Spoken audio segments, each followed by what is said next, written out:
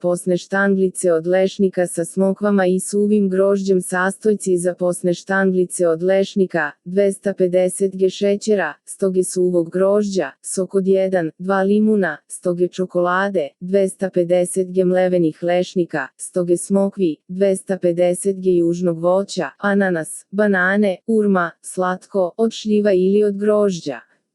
Posne štanglice od lešnika se pripremaju na sledeći način: šećer staviti u šerpu, naliti vode da ogrezne i skuvati kao za slatko. U ukuvani sirup dodati mlevene lešnike, suvo grožđe, limunov sok i sitno seckane smokve. Sve pomešati sa sirupom i dalje kuvati na vatri.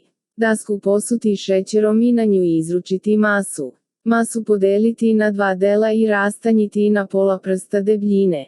Kada se masa ohladi, jedan deo premazati sokom od slatka, pa onda premazati sledećim filom: 250 g južnog voća iseckati na rezance i ravnomerno naneti po testu.